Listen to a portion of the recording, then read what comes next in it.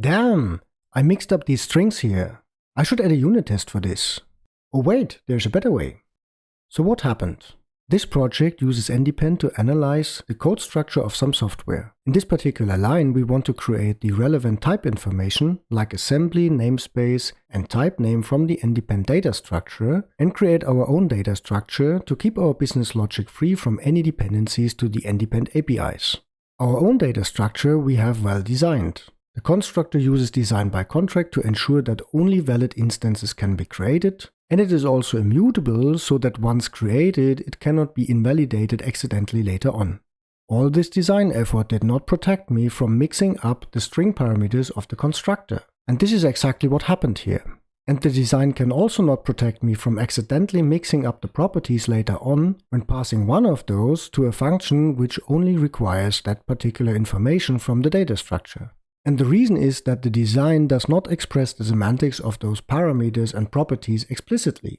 As handy as strings are, strings can pretty much represent anything from a name to an URL or a huge JSON object. This flexibility comes with the drawback that a design built on strings is not able to catch such errors we just discovered. So what do? Of course we could add some unit tests to ensure that we use the right strings at the right place. But I think there is a better way. Let's simply create dedicated small types representing the semantical meaning of each of those strings. Once instances of the assembly type, the namespace type, or the type name type are properly created, those cannot be mixed up when used later on.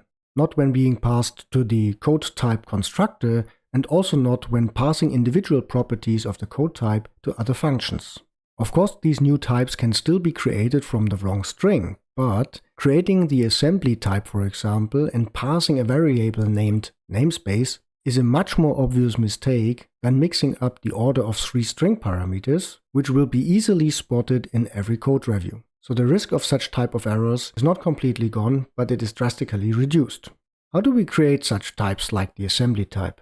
The most basic implementation of such types could simply look like this. We use design by contracts again to ensure only valid instances can be created, and we make the type immutable and provide access to the actual values through a property. Now there are 2 aspects to consider. First, we want value semantics. This type is a class, which means it is a reference type. That means when comparing 2 instances of this type, effectively the references of those instances are compared, not their values. And that means 2 instances of this type created from the same string are not considered as to be the same. This design is not very convenient to use. So we should fix it by implementing the required compare functions and operators explicitly. Some languages support custom value types directly or special reference types with value type semantics by default. In modern C# we would use the record keyword to convert our class into a reference type with value type semantics, and so simplify the implementation a lot.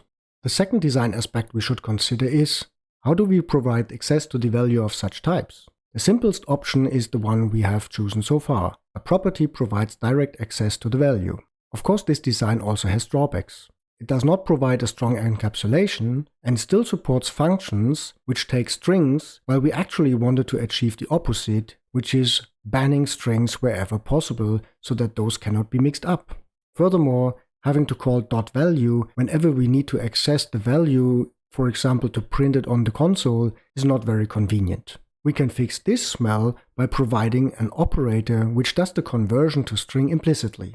So now we can pass an instance of this type to any function which accepts a string, and the compiler will do the conversion automatically for us. But still the smell of weak encapsulation remains.